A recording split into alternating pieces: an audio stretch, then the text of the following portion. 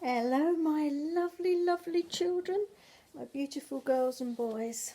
Today I'm going to read you Cinderella, but it's not the ordinary Cinderella. I'll tell you what it says on the back. This is Cinderella as told by Humphrey Bookworm, and it's illustrated by Laura Wood. Humphrey Bookworm. Everybody knows the story of Cinderella, or at least they think they do. Max certainly thought he did. But that was before Humphrey moved in. Humphrey the Bookworm is always hungry, so hungry in fact that he has eaten all the original copies of every fairy tale you think you know. Now, determined to share the truth at last, Humphrey decides to tell Max all about what really happened. So, Cinderella, as told by Humphrey Bookworm. I think this is a nice book. I like this one. Humphrey the Bookworm is always hungry, so hungry in fact that today he has eaten 2 books, a newspaper, 5 letters and Max's homework, and that was just for breakfast. Look where he's chewed everything. Look at the books he's chewed. Look, there's Humphrey there, look. Can you see him? The green Humphrey Bookworm, and there's all the books and the letters. Look, on the newspaper that he's eaten, and that was just for breakfast. Last night, Humphrey told Max all about the big, sad wolf and the mean little pigs. Now he knows what really happened. Max is determined to set the record straight. So there, what we know as the big, bad wolf and the 3 little pigs, Humphrey is saying is the big sad wolf and the mean little pigs. Ah, there's Humphrey Bookworm. Look, he's got his nightcap on. He's taking Humphrey to school. So this is Max. He's taking Humphrey to school to tell his class that there are 2 sides to every story, and they shouldn't believe everything they read about big bad wolves. See? Now, there's Max in school with his school teacher, and there's Humphrey Bookworm sitting on the teacher's desk. Mum packs Max's lunchbox and puts a leaflet in there for Humphrey. Humphrey's too small to carry his own lunchbox, and besides, he hasn't got any arms. So there's Max's lunchbox, and there's the leaflet for Humphrey Bookworm to have his munch on when it's snack time. Humphrey doesn't get the chance to eat his leaflet. By lunchtime, he's eaten 2 textbooks, 3 spelling tests and a poster. Mrs. Miller says that Humphrey has to go home now because he's eating her register. He's always hungry, that bookworm. Look at all the things he's eaten. Mum comes to collect Humphrey early, but he is still so exhausted from his day out that he won't tell any stories tonight. Mum tells one instead. Humphrey Bookworm's so tired. There's Max putting on his pyjamas with stars on. Nice pyjamas. So Mum tells a story, and it's all about Cinderella, her 2 ugly sisters and a handsome prince she meets at a ball. There we are. There's the handsome prince, there's Cinderella, and there's the 2 ugly sisters. And there's the fairy godmother up there. I think you know the story of Cinderella, don't you? So, that isn't how it happened, says Humphrey crossly, as Max carries him up to bed. There they are on the bed. Cinderella didn't have 2 ugly sisters. She had 2 ugly blisters. She went to a ball and had a fall. And there was no prince, just Vince. And he was a landscape gardener. So there's Cinderella's blisters and where her fall, and there's the landscape gardener, Vince. Why don't you tell me what really happened, suggests Max, climbing into bed. Humphrey clears his throat importantly. Once upon a time, he begins, there lived a young woman who was very beautiful and very vain. She spent so long admiring herself in the mirror above the fireplace that the bottom of her dress became covered in cinders.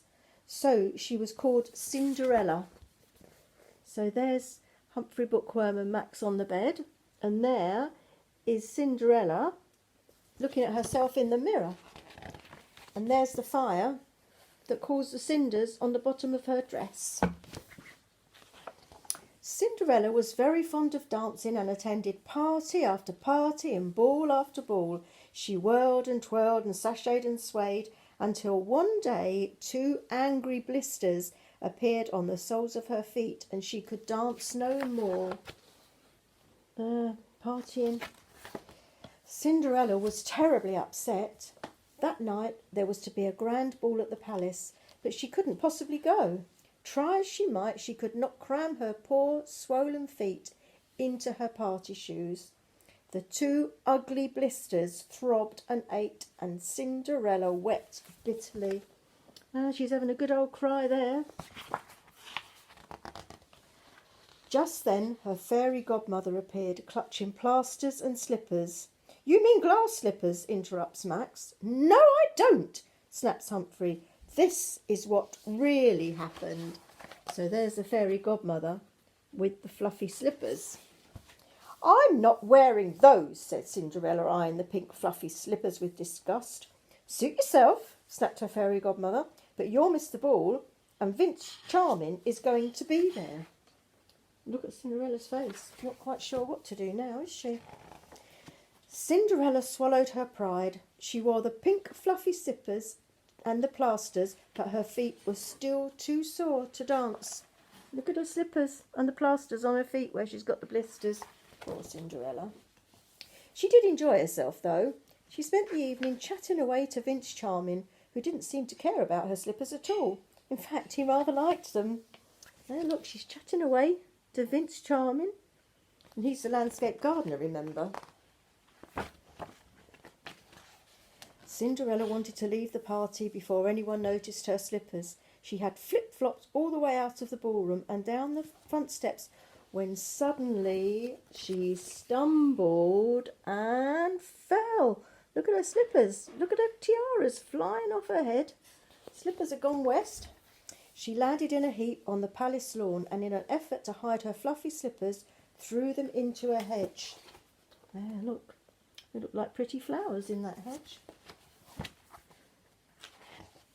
Imagine Vince's surprise the next day when he came across Cinderella's slippers poking out from the box hedge she was pruning. There, look, there's Vince and he's found the slippers. Couldn't miss them really, could you? They're that bright. He spread the word that as soon as he found the owner of the fluffy pink slippers, he would marry her. There, so he's put a poster up and it says, "Wanted, slippers owner." And he's put a picture of the Cinderella's slippers. Alas, nobody at the ball had noticed anyone wearing slippers, and Cinderella was too embarrassed to admit they belonged to her, although she dearly wanted to marry Vince. Soon, everyone wanted a pair of fluffy slippers. In fact, Cinderella was the only person to wear party shoes to the next ball at the Paris. Everyone else was flip-flopping about the brightest, fluffiest slippers you can possibly imagine. I think that's Vince Charming there in his like stripy slippers.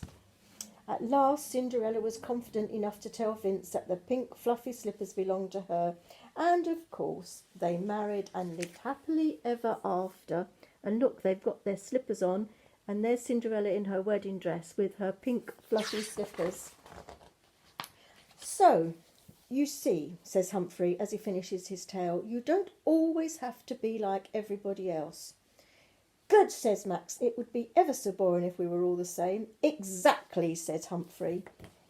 And there's Max and Humphrey in bed. Look, he's still got his star pyjamas on. Humphrey's got his nightcap.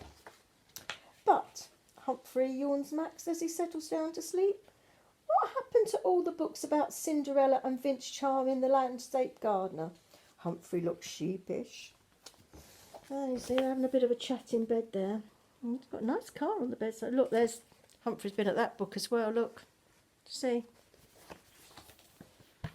There's another one he's been at there, and another one he's been at there. Look, 2 more books he's been at.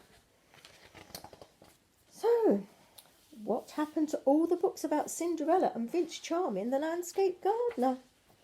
"I ate them," he said. He loves his books, doesn't he? So, that's the story of Cinderella as told by Humphrey Bookworm. I hope you enjoyed that. I thought that was good fun. I'll see you again soon, and I love you, and I miss you, and I give you a big, big kiss and a hug. Bye-bye, my sweethearts.